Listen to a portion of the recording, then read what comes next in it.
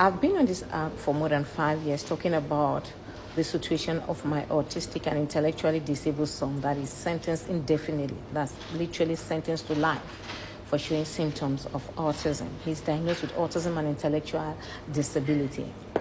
And what I want to say is, during my studies, my master's studies in social work, specialized in interventions in childhood in the University of Young Shopping, I read an article, the importance of facilitating effective collaboration between primary caregivers and professionals, because it will go a long way to improve the outcome, as well as both in the long run and in the short run, and give the child in need of extra support a good quality of life.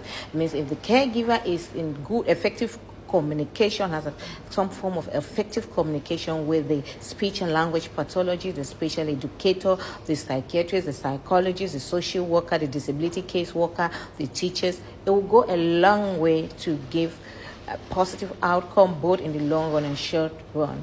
But that was not the case as a caregiver when I migrated to Sweden with my autistic son Emmanuel.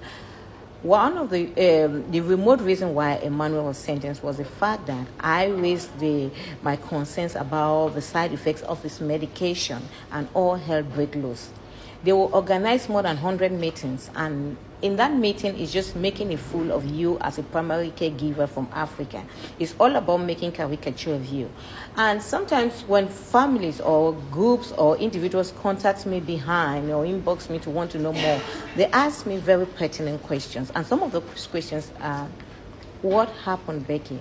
I'll explain to you very well what happened. I got stuck in a shopping mall. Went to the shopping mall to put in his money because as an autistic person, he had a problem understanding abstract things.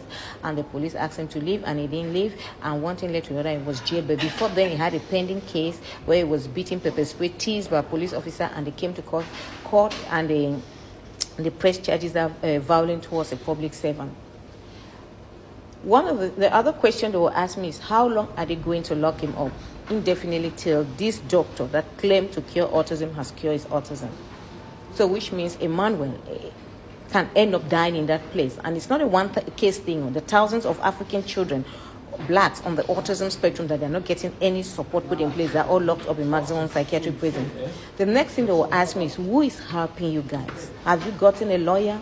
We have met lawyers, people who have paid, go and talk to this lawyer. No lawyer is willing to stand because this is a multi-billion-dollar industry. Emmanuel, every day locked up in this prison, is raising money. Then when you talk about who is giving us some kind of emotional support, standing there with us, oh yeah, the Jantes sociology comes in. The Jantes social code comes in.